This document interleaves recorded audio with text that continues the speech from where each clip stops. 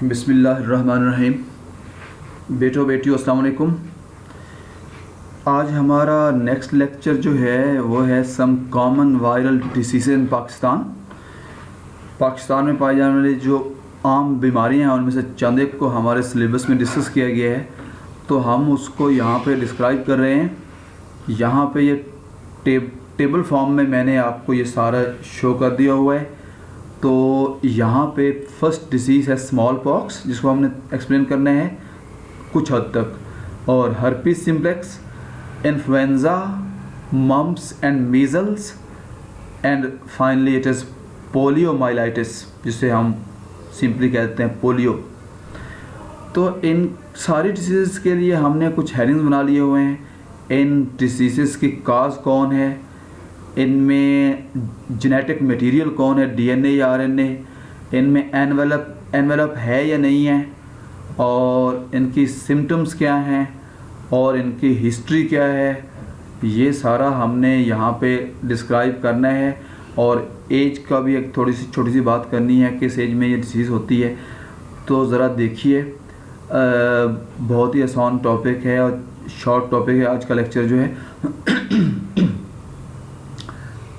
Smallpox, it is caused by pox virus. In this virus the genome is DNA. इसका genetic material DNA है इस pox virus में, and envelope is present. It means this virus is enveloped. इसके बाहर envelope भी है, और envelope से आप लोग वाकिफ़ हैं, वो जो वायरस के कैप्सूल के बाहर बाज़ वायरसेस के बाहर मेम्ब्रेन होती है।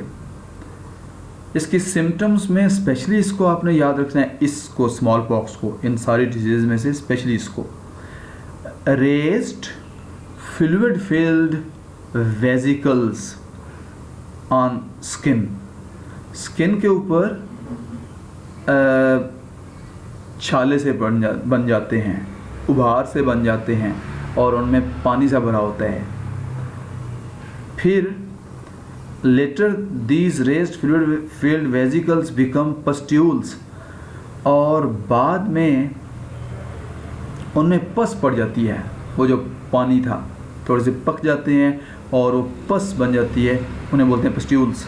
तो पस्ट्यूल्स बन गए, एंड फाइनली जब वो सूख जाएंगे तो स्कैब सा बन जाएगा, हार्ड वो हो जाएगी वो जगह, और हार्ड जगह में से वो हार्ड एरिया बाद में गिर जाएगा और उस जगह पे गड़ा सा बन जाएगा, उसे बोलते हैं गड़े को पिट, और जो धब्बा बन जाएगा उसे स्कार बोलेंगे, पिटेड स्कार बन जाएंगे बाद में।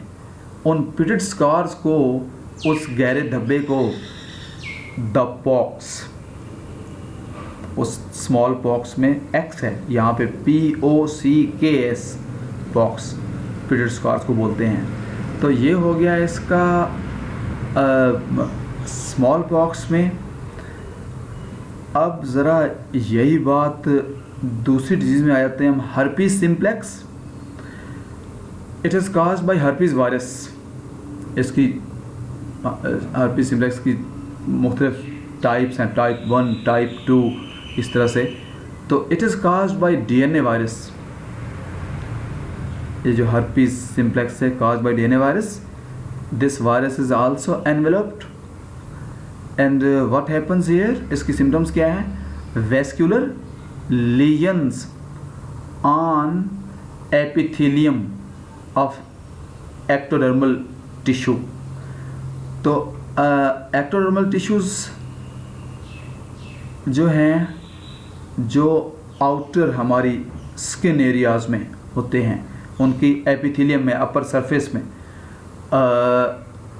वेस्कुलर लीजन्स एक तरह कह लीजिए जैसे फिंसियाँ सी हो जाती हैं, इस तरह के ब्लिस्टर्स हो जाते हैं, छाले बन जाते हैं, इस तरह के हो जाते हैं, और उनमें से वेस्कुलर का वर्ड हम यूज़ करते हैं खून के लिए, और बाज़-औक़ात वहाँ से खून भी निकल रहा होता है, लाल रंग के भी हो सकते हैं।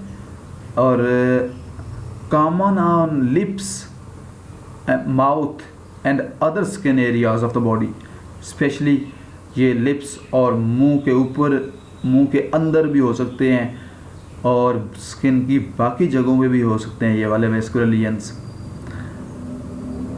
जो इन्फ्लुएंजा है आरएनए वायरस है, फर्स्ट टू डीएनए है वायरसेस, और जो अगली 3 डिजीज़ हैं उनके, अगली 3 बीमारियों के जो वायरसेस हैं आरएनए वायरस हैं। तो आरएनए जीनोम है यहाँ पे इन्फ्लुएंजा वायरस में। तो इन्फ्लुएंजा को हम आम ज़ुबान में नज़ला ज़ुकाम भी कह देते होते हैं, और इसमें सोर थ्रोट, गला पक गया और रनी नोज़ और नाक बह रही है, ये इसकी हो गई सिम्टम। और नेक्स्ट है मम्प्स एंड मीज़ल्स। मीज़ल्स को उर्दू में बोलते हैं खसरा, और मम्प्स को उर्दू में बोलते हैं कान पेड़े। कानों के नीचे पेड़े से बन जाते हैं, स्वेलिंग आ जाती है, उभार बन जाते हैं। इन दोनों का जो वायरस है वो, उसके ग्रुप का नाम है पैरामिक्सो वायरस, और ये भी आरएनए वायरस है, एनवेलप्ड वायरस है। और मीज़ल्स में तो रेड रैशेस आ जाते हैं स्किन के ऊपर, लाल रंग के दाने से बन जाते हैं और बच्चों में। और मम्प्स में मैंने कहा कान के नीचे स्वेलिंग आ जाती है और दर्द हो रहा होता है और बुखार हो रहा होता है। तो ये कान के नीचे, गले में, असल में यहाँ पे ग्लैंड होता है हमारे कान के नीचे, पैरोटिड ग्लैंड, हमारा स्लेवरी ग्लैंड्स है। स्लेवरी ग्लैंड में से एक ग्लैंड ये भी है, पैरोटिड, यहाँ पे होता है। और यहाँ ये और यहाँ पे हो रहा होता है, स्वेलिंग आ जाती है इस ग्लैंड में और दर्द हो रहा होता है, बुखार हो जाता है। और लास्ट वाली जो डिसीज़ है पोलियोमाइलाइटिस, पोलियो वायरस है, और it is the smallest known virus. ज़बरदस्त MCQ है ये पोलियो वायरस जो है। It is also RNA virus, RNA है इसमें जीनोम, और नो एनवेलप, इसमें एनवेलप नहीं है, बाकी सब में है।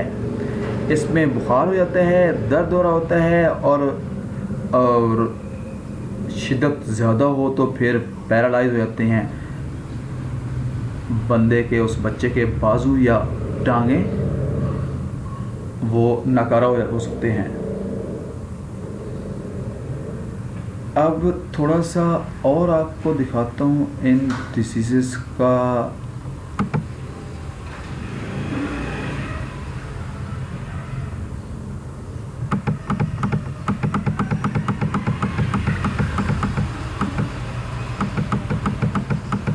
ये देखिए ज़रा, इनमें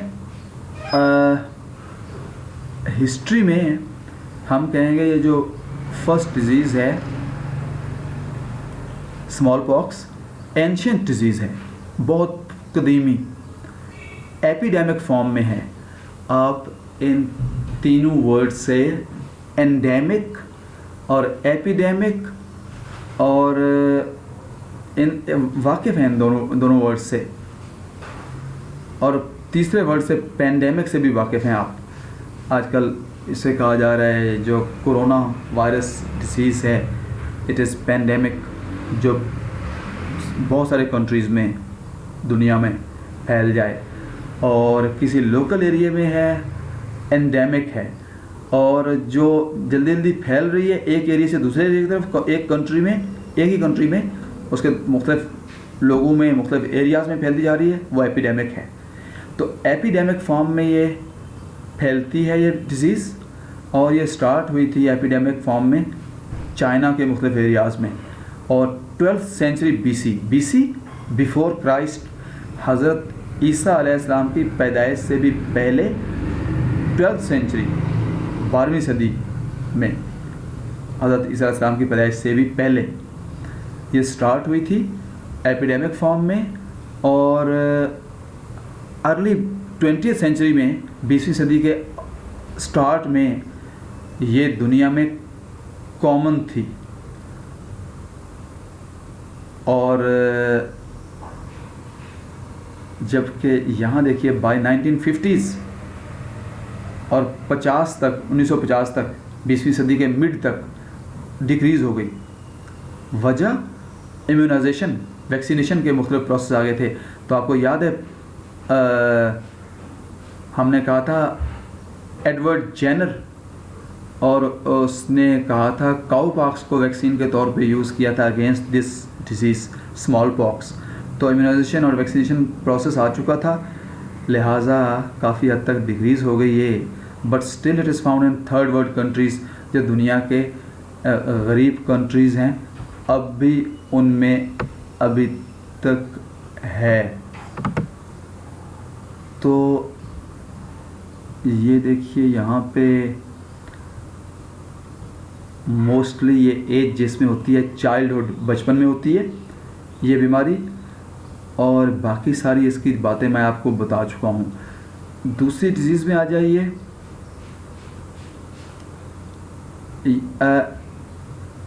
हर्पीस का हमने कहा था कि ये लिप्स और स्किन और माउथ और दूसरी स्किन एरियाज़ में होती है, और एट एनी एज, किसी भी एज में ये हो सकती है, और ये कंटेजियस है, कुदरती तौर पे है, ये नेचुरली है ये वायरस, और कंटेजियस है जो टच से, फ्रॉम पर्सन टू पर्सन।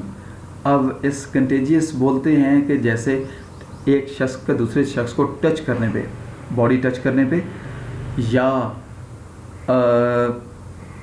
सांस के ज़रिए से अगर लोग करीब हैं, तो आजकल इसी कोरोना वायरस डिजीज़ में कहा जा रहा है कि कम से कम इतने फीट का डिस्टेंस होना चाहिए, क्योंकि ये कंटेजियस है। वो सांस के रास्ते से, छींक के ज़रिए से वो ड्रॉपलेट्स जो हैं हवा में और एक से दूसरे में ट्रांसफ़र हो सकती है, कंटेजियस है। या एक ही जगह पे एक बंदा बीमार बैठा हुआ है और उसी बिस्तर पे दूसरा लेट गया हुआ है, कल को ये दूसरा बैठ गया हुआ है, तो वहाँ से भी हो सकता है। तो इस तरह से भी ये कंटेजियस है।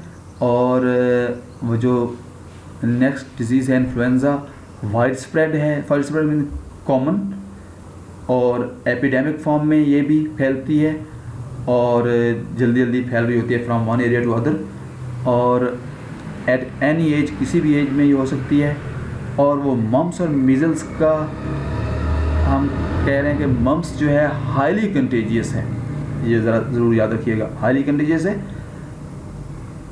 बहुत जल्दी टच से फैलती है, और वाइड स्प्रेड ये भी कॉमन है, और लेकिन सेल्डम फैटल, और इससे डेथ बहुत कम ही होती है। और मीज़ल्स जो है one of the commonest disease of childhood, बचपन में जो आम बीमारियां होती हैं बच्चों में, उनमें मीज़ल्स एक है, और एडल्ट्स भी इससे मुतासर हो सकते हैं। और 60% एडल्ट्स जो हैं, क्योंकि बचपन में उन पर अटैक हो चुका होता है, 60% लोग जो हैं दुनिया के, वो इम्यून हो जाते हैं, उनमें इम्यूनिटी आ जाती है मम्प्स के ख़िलाफ़, आइंदा ज़िंदगी में उनको नहीं होगी, एंटीबॉडीज़ बन चुके होते हैं। और जो पोलियो है कंटेजियस है, टच से, found all over in the world, पूरी दुनिया में है, और अक्कर्स मोस्टली इन चाइल्डहुड, बचपन में होती है ये ज़्यादातर। और एज, किस एज में होगी, varies with socio economic factors, social factors and economic factors, यानी समाज किस तरह का है, लोग किस तरह के हैं, सफाई है वहाँ पे, और कहीं जरासीम तो ज़्यादा नहीं है उस एरिए में, और सफाई पसंद है या जरासीम पसंद है, वो लोग अपने हाइजीनिक कंडीशंस कैसे रखते हैं वो लोग, और उनका इकोनॉमिक, इस स्पेलिंग को ठीक कर लीजिएगा, इकोनॉमिक फैक्टर्स उसके किस तरह के हैं, यानी मौशी हालत कैसी है, क्या वो लोग गरीब हैं, ज़ाहिर है जहाँ पे इलिटरेट हैं लोग और गुर्बत है और ज़ाहिर तालीम भी नहीं है, तो वहाँ पे वो जो समाज होगा वो गंदे होंगे और गंदगी ज़्यादा होगी, और उधर से गुर्बत है तो फिर वहाँ पे बीमारियाँ ज़्यादा होंगी, जरासीम ज़्यादा होंगे, सेंस भी नहीं है, पैसा भी नहीं है कि सफाई सुथराई का इंतज़ाम कर सकें, लिहाजा इस डिज़ीज़ का ताल्लुक़ इससे है, सोशियो इकनॉमिक फैक्टर से, सोशल समाज किस तरह का है और उनकी इकनॉमिक कंडीशंस कैसी हैं, मौशी हालात कैसे हैं, लिहाजा ऐसे एरियाज़ में डिजीज़ ज़्यादा होंगी जहाँ पे गुर्बत भी है और सफाई वगैरह भी कम है। लास्ट में एक दो जगहों पे हम इम्यूनिटी की बात करेंगे और कंट्रोल की बात करेंगे। तो हमने कहा ये कंट्रोल काफ़ी हद तक कंट्रोल किया जा चुका है दुनिया में इस डिज़ीज़ को। और इसमें हमने कहा कि इम्यूनाइजेशन आ चुकी है और ये आलमोस्ट दुनिया में ख़त्म हो चुकी है। थर्ड वर्ल्ड कंट्रीज़ में सिर्फ है ये स्मॉल पॉक्स की बात हो रही है। और बाकी इसका हमने कह दिया मम्स का 60% लोग जो हैं वो इम्यून हैं। और यहाँ पे ये हमारी ये सारा टेबल मैंने आपको अब बता दिया हुआ है। इसको अब ध्यान से आप अब तैयार कर लीजिएगा। ये टेबल आपके पास मौजूद रहेगा। आप जब भी इसको रिवाइज़ करना चाहें तो इन 6 हेडिंग्स में से कि स्मॉल पॉक्स की काज कौन है, जीनोम कौन है, एनवेलप है या नहीं है वायरस में, सिम्टम्स क्या है, इसकी पुरानी कोई हिस्ट्री क्या है, किस एज में होती है और इम्यूनाइजेशन हुई है या नहीं हुई। तो ये ऐसे ही दूसरी डिजीज़ का, हर्पीस सिम्प्लेक्स का, तीसरे इन्फ्लुएंज़ा का, मम्स एंड मीज़ल्स का और पोलियोमाइलाइटिस का। तो ये सारी डिजीज़ को आप तैयार कर लीजिएगा। आज का बस इतना ही टॉपिक मैंने आपको पढ़ा दिया और यहाँ पे हम ख़त्म कर रहे हैं और इंशाअल्लाह हम इसको नेक्स्ट लेक्चर में जाएंगे कल। तब तक अल्लाह हाफ़िज़।